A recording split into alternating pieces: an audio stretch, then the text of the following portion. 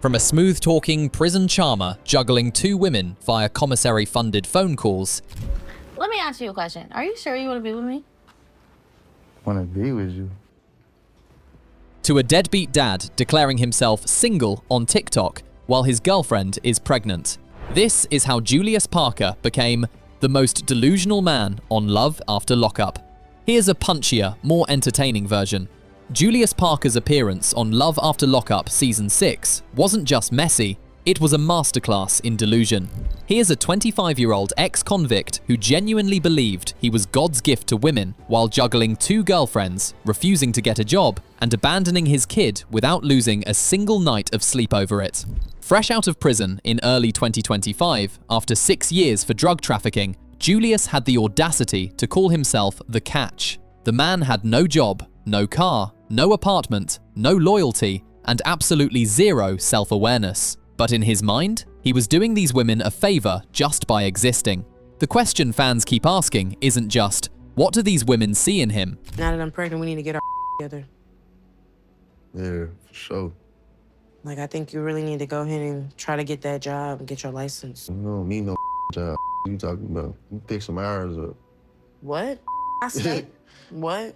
It's, how does someone with literally nothing, not even basic human decency, walk around thinking he's the second coming of Idris Elba?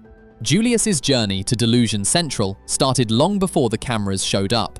During his 6-year prison stretch for drug trafficking, he perfected what Love After Lockup fans call jail talk, a toxic cocktail of fake vulnerability, empty promises, and strategic compliments designed to squeeze maximum resources from women on the outside. His main target? Alexis, a 28-year-old caregiver with self-esteem issues who just happened to be best friends with Julius's sister, Nadia. Talk about a setup.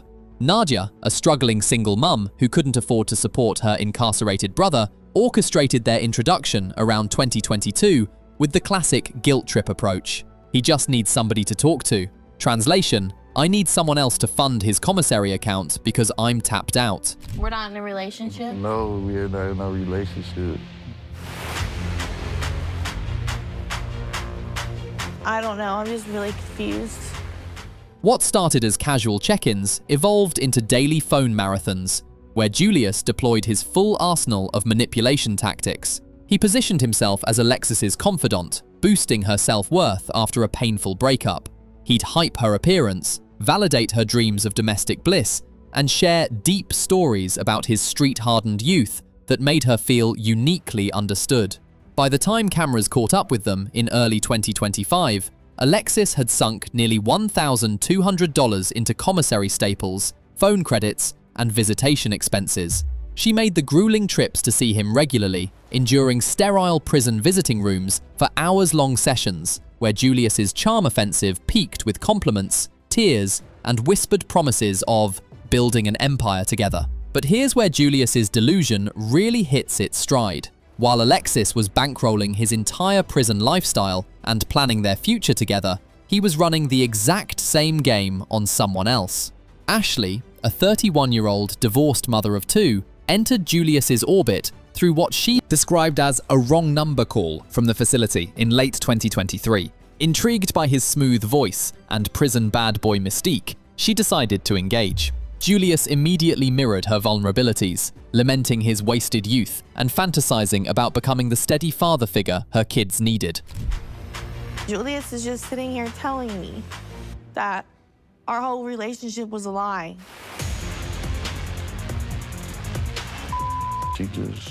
The key difference? Ashley got the flirtatious version, shirtless JPay photos, phone sex, love declarations. And because facility protocols conveniently prevented her from visiting, a shield for his duplicity, their bond thrived entirely through unfiltered fantasy. By February 2025, Ashley was so convinced of their connection that she got Julius's name tattooed on her chest. She wired him $500 plus for commissary. She sent provocative photos on demand. All while Julius continued professing exclusive love to Alexis. If I want to really go get some money, I'll go get some real money right now. I'm not about to be no delivery boy. That's not me. But we need a job. The audacity of juggling two complete relationships while incarcerated, convincing both women they were his soulmate, and extracting money from each without remorse. That's not just manipulation, that's delusion so profound it borders on performance art. March 28, 2025 marked Julius's release from prison, and his behavior at the gates immediately established what viewers were in for.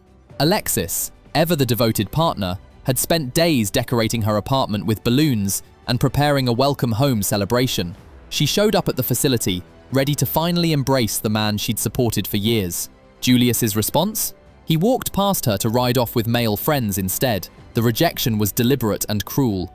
While Alexis stood there confused and heartbroken, Julius was already on the phone with Ashley, cancelling their planned hotel rendezvous by fabricating a story about visiting his mother and sisters. The lie came effortlessly, without hesitation or guilt. This opening scene perfectly encapsulated Julius's mindset. His freedom was about him, not the women who'd invested in him. Their feelings were irrelevant compared to his desire to celebrate with the boys first. Later that evening, Julius finally showed up at Alexis's apartment, the one she'd spent hours decorating, using her limited resources to make special. His reaction to her efforts? Indifference. He barely acknowledged the balloons and decorations before making himself comfortable on her couch, in her space, eating her food. Fans watching this unfold immediately recognized the pattern. This wasn't a man grateful for support during his lowest point. This was someone who genuinely believed these women should be grateful he was allowing them to support him. Throughout April 2025, Julius juggled both relationships with stunning incompetence masked by staggering confidence. Episode 3, Reckless Entanglements, showcased his modus operandi in nauseating detail. Julius would spend nights in hotels with Ashley, hotels she paid for, engaging in intimacy while simultaneously texting Alexis reassurances about his fidelity. When caught in lies, he'd gaslight both women about overreacting to his need for freedom after 6 years locked up. The most telling moment came when cameras caught Julius hugging Ashley at one of their meetups. His face said everything: disgust, boredom, obligation. He literally rolled his eyes while embracing her, a gesture so disrespectful that fans created memes comparing him to cartoon villains. In confessionals, Julius admitted he didn't even like Ashley. She was a prison diversion, someone to pass time with when Alexis wasn't available. Yet he continued exploiting her emotionally and financially, accepting her devotion while counting down the minutes until he could leave. When Alexis discovered evidence of the affair, explicit texts, hotel receipts, phone records, Julius's defense was breathtaking in its absurdity. He claimed Ashley meant nothing, that Alexis was overreacting, that after 6 years in prison, he deserved to figure things out before committing. The audacity reached its peak during a confrontation where Alexis demanded to know why he'd betrayed her trust. Julius's response? "I'm the one who was locked up. You should understand what I need right now," as if his incarceration, for crimes he chose to commit, entitled him to string along multiple women without consequence. By May 2025, Episode 6, Inmate's main chick finds out about his side chick, documented the inevitable collision. Ashley discovered the full extent of Julius's duplicity during what she thought was an intimate reunion. Julius dumped her unceremoniously, admitting their connection was merely a prison-fueled convenience. Ashley's tearful breakdown should have been Julius's wake-up call. Instead, he returned to Alexis's apartment and immediately started planning his next moves with other women. If there was any doubt about Julius's delusion, Episode 10, Old Flames and New Fires, obliterated it entirely. Alexis announced she was pregnant with his child, hoping the news might anchor their volatile relationship and inspire him to finally step up. Julius's response was a masterclass in evasion and irresponsibility. He ignored her repeated calls when she first tried to tell him. When finally confronted, he attempted to play it cool, downplaying the significance of impending fatherhood. Within hours, Alexis caught him chatting up other women again, revealing that her pregnancy hadn't slowed his pursuit of side pieces even slightly. Alexis laid out reasonable expectations: get a job, end the side relationships, embrace fatherhood. These weren't demands. They were basic adult responsibilities for someone about to become a father. Julius refused every single one. He balked at employment, claiming the only jobs available to him, delivery driver positions, were beneath his dignity, despite the face tattoos that limited his options.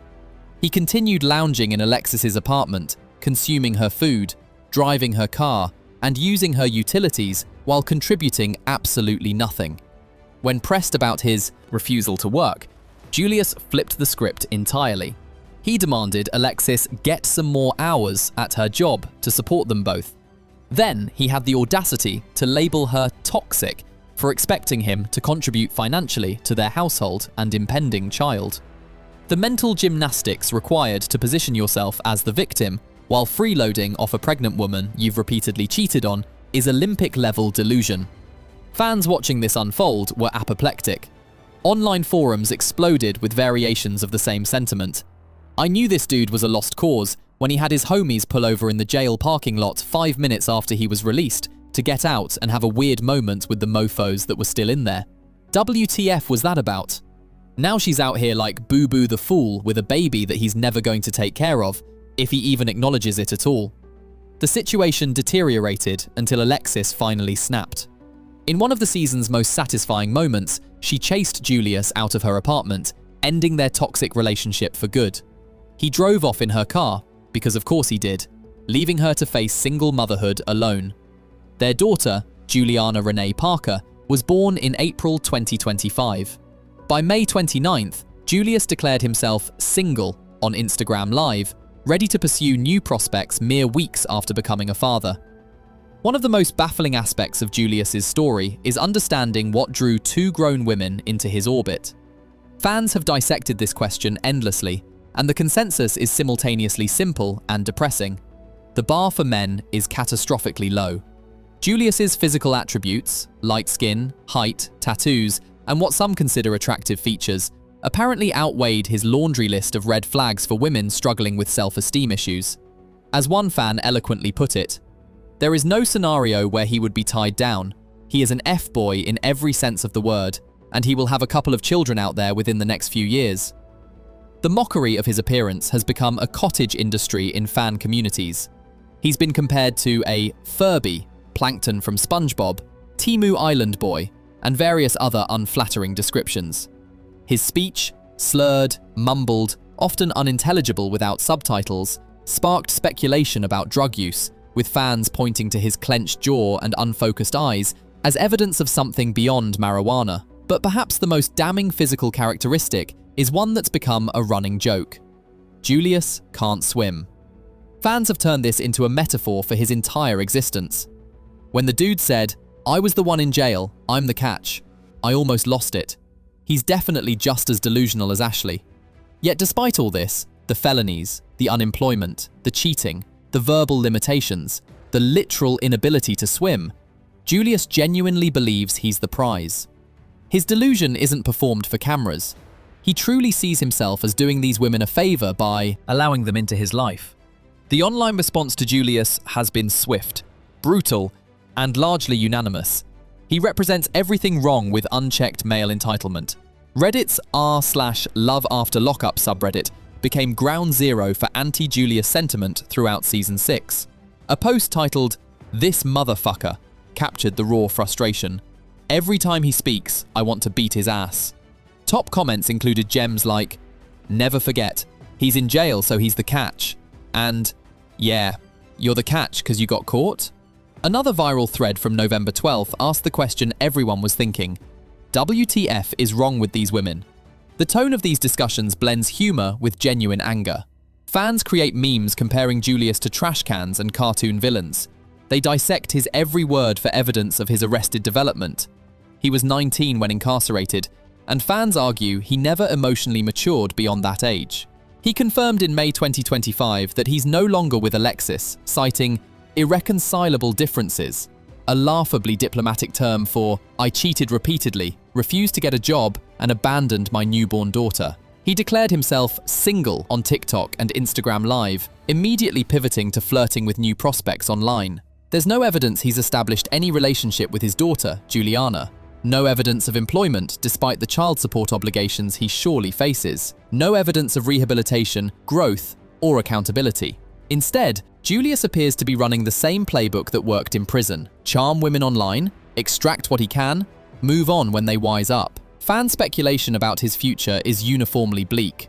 Most predict he'll be back in prison within a year, having learned nothing from his 6-year stint or his brief taste of freedom. Others suspect he's already involved with new women, repeating the cycle with fresh victims who haven't yet discovered his Love After Lockup infamy. The most generous interpretation of Julius is that he's genuinely developmentally stunted, arrested at age 19 by incarceration, and unable to function as an adult. Julius Parker isn't just one delusional man on a reality TV show, he's a case study in what happens when unearned confidence meets zero accountability. His storyline exposes uncomfortable truths about relationships, particularly those formed through prison pen pal scenarios. The power imbalance is staggering. Incarcerated men can present carefully curated versions of themselves, while women on the outside invest emotionally and financially based on fantasy rather than reality. Julius exploited this dynamic masterfully, telling each woman exactly what she wanted to hear while offering nothing substantive in return. His 6 years in prison didn't rehabilitate him. They gave him a captive audience to perfect his manipulation tactics. The women who fell for him weren't stupid or uniquely vulnerable. They were lonely, hopeful, and targeted by someone who understood exactly how to exploit those feelings. Julius identified their insecurities with surgical precision and positioned himself as the solution. The fact that Julius avoided deportation or serious legal consequences, despite mountains of evidence suggesting he's an unfit parent and manipulative partner, speaks to broader systemic failures. Women like Alexis are left to navigate single motherhood, while men like Julius face no meaningful accountability for their actions. Julius Parker's legacy on Love After Lockup is ultimately one of cautionary extremes. He represents the show's most absurd manifestation of post-prison entitlement.